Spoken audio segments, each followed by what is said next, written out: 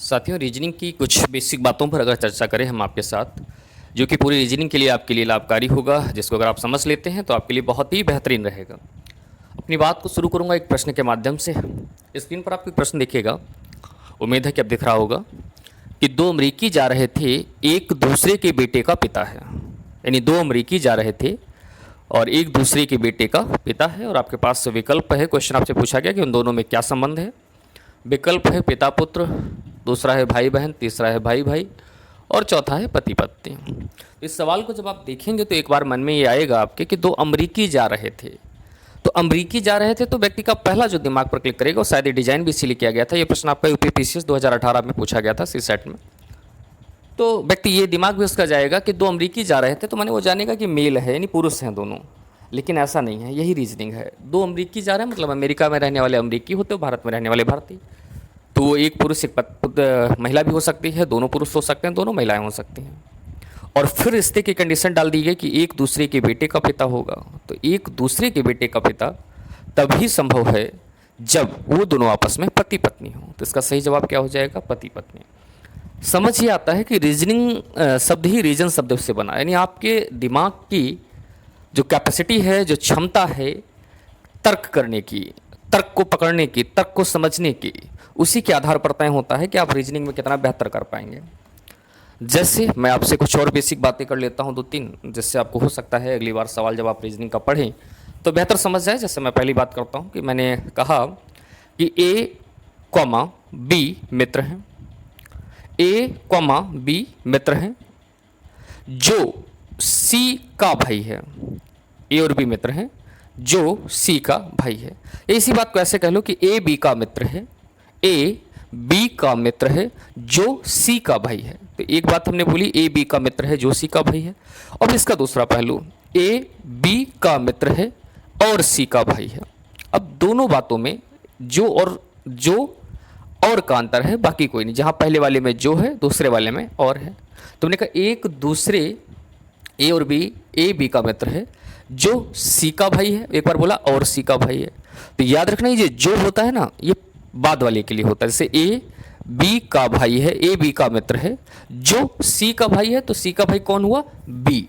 लेकिन दूसरी कंडीशन अगर आप इधर देखेंगे आकर के तो आपको लगेगा उसमें लिखा है कि ए बी का मित्र है और सी का भाई है। तो ये और जो लग गया वो पहले वाले के लिए हो गया, यानी यहाँ पर जो सी का भाई होगा वो कौन होगा? ए। तो एक चीज़ समझ के चलते हैं, नोट करके लिख लीजिए अपने दिमाग में कि जो हमेशा बाद वाले के लिए और हमेशा पहले वाले के लिए होता है।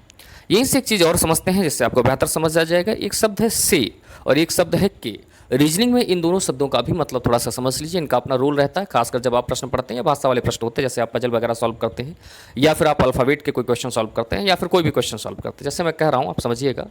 मैंने कहा सोमवार से तीसरा दिन, तो सोमवार से तीसरा दिन अगर मैं पूछ रहा हूं आपसे, या सोमवार से 3 दिन बाद का दिन, तो सोमवार भी इसमें गिना जाएगा। लेकिन मैं कहूं सोमवार के 3 दिन बाद, तो सोमवार के का मतलब इसमें सोमवार गिना नहीं जाएगा। बताना ये चाहता था कि से का मतलब लेकर और के का मतलब छोड़कर, यानी अगर किसी के साथ से लगा है तो काउंटिंग करते समय हम उसको भी काउंट करेंगे, और अगर से नहीं लगा, के लगा है, तो हम उसको काउंट नहीं करेंगे। बात समझ में आ रही है? जैसे हम कहें बी से तीसरा अक्षर, बी से तीसरा अक्षर, तो बी काउंट होगी। लेकिन हम कहें बी के बाद तीसरा अक्षर, तो फिर बी काउंट नहीं होगी। यानी कहने का अर्थ से लगा होगा तो हम उसको गिनेंगे, से नहीं लगा होगा तो हम उसको नहीं गिनेंगे, यानी के लगा होगा तो फिर हम नहीं गिनेंगे। एक ही भी चीज समझने वाली होगी। अगली बात आपको बताता चलूं कि हम लोग व्यवहार में दिशाएं चाहे जैसे बनाएं, लेकिन कागज पर जब दिशाएं बनाने की बात आती है तो याद रखिएगा, किस साइड पूरब होगा? इस साइड पूरब होगा, इसके पीछे बैक साइड में पश्चिम होगा, ऊपर साइड में उत्तर और नीचे साइड में दक्षिण होगा। ये 4 मुख्य दिशाएं होती हैं। फिर 4 उप दिशाएं होती हैं, और शास्त्रों का ऐसा मानना है टोटल 10 दिशाएं होती हैं, क्योंकि उत्तर पूरब पश्चिम उत्तर दक्षिण हो गया, फिर पूरब और पश्चिम के बीच की, पूरब और उत्तर के बीच की उत्तर पूरब, फिर पूरब दक्षिण, फिर दक्षिण पश्चिम, फिर पश्चिम उत्तर। ये तो हो जाएंगे 4, तो 4 4 8, और एक ऊपर और एक नीचे। लेकिन कागज में केवल और केवल 10 दिशाओं की बात करी गई है। विद्वानों ने केवल और केवल 10 दिशाओं की बात करी गई है। 10 दिशाएं की हैं, लेकिन कागज पे हम लोग 8 दिशाएं ही पढ़ते हैं। थोड़ा सा दिशाओं का ज्ञान जो मुझे लगा आपको बताना चाहिए, सो मैंने आपको बता दिया। इसके बाद अगला जो पहलू आता है वो थोड़ा सा समझते हैं रीजनिंग समझने के लिए या पूरी रीजनिंग को ठीक से जानने के लिए। जब भी आप रीजनिंग के क्वेश्चन को सॉल्व करें, मेरा अपना ऐसा मानना है कि लॉजिक वाले जो होते क्वेश्चन, तर्क वाले जो क्वेश्चन होते हैं, उन पर तर्क आपका प्रबल तभी होगा जब आप लोगों से कोशिश करें, जो भी आपके साथ पढ़ता है उसके साथ थोड़ा सा घुल मिल जाएं और तार्किक तौर पर बातें करें। उससे कहें कि मान लेते हैं कि आपका सिलेक्शन हो गया, तो आप पहला काम क्या करेंगे। तो अपने अपने तर्क होते हैं, माने मैं बताना ही चाहता हूं कि तार्किक दृष्टिकोण आपका तब अच्छा बन सकता है जब आप अपने साथियों से तर्क के आधार पर बात करें। अब समझना है कि रीजनिंग में अभी वर्तमान में पीईटी एग्जाम आपका होने वाला है और कई एग्जाम होते रहते हैं, तो मैं चाहता हूं कि एक एक चैप्टर करके सभी चैप्टर आपके बीच लाए जाएं।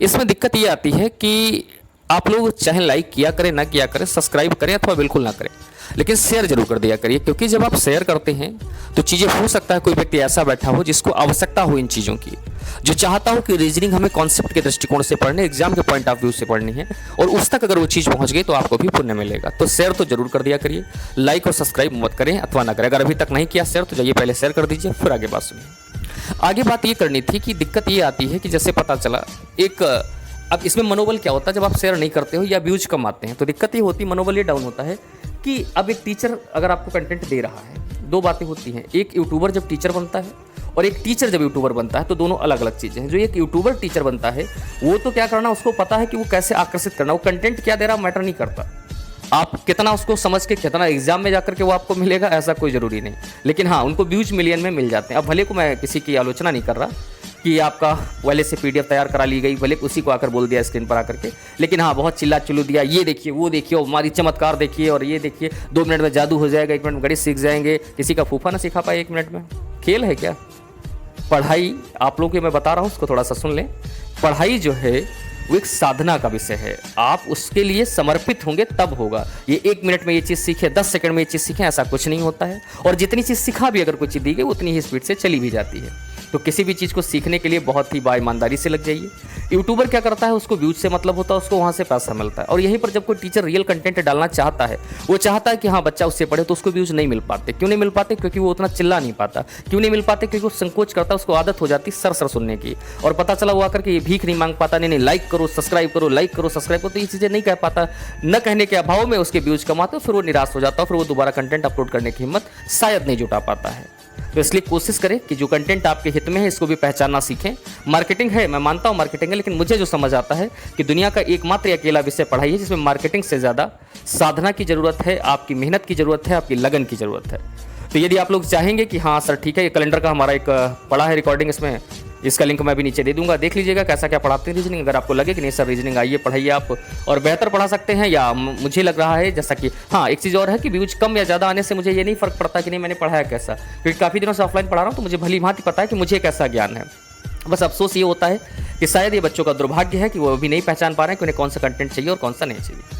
मैं ये नहीं कह रहा कि केवल मैं ही टीचर होशियार हूँ, बाकी कोई होशियार नहीं है हिंदुस्तान में, बहुत मुझसे सब काबिल ही हैं, लेकिन मैं चाहता हूँ कि टीचर्स को भी आप लोग देखें, यूट्यूबर को देखें, कोई बुराई नहीं है, लेकिन एक टीचर को भी देखें जिससे आप अपने माँ बाप के सपनों को सच करके दिखा पाएँ, किसी गवर्नमेंट जॉब में सिलेक्शन पा पाएँ। ठीक है साथियों, तो उम्मीद करता हूँ आपको हमारी बातें समझ आई होंगी। अगर समझ आई हूँ तो लाइक और सब्सक्राइब करें अथवा बिल्कुल ना करें, मैं बात रिपीट कर रहा हूँ, लेकिन शेयर जरूर करते हैं। अपना ध्यान रखें, अपने माँ बाप का सम्मान करते रहें, मेरा ऐसा मानना है, वो है तो आप हैं। थैंक यू सो मच, खुश रहें, मस्त रहें, जीते रहें।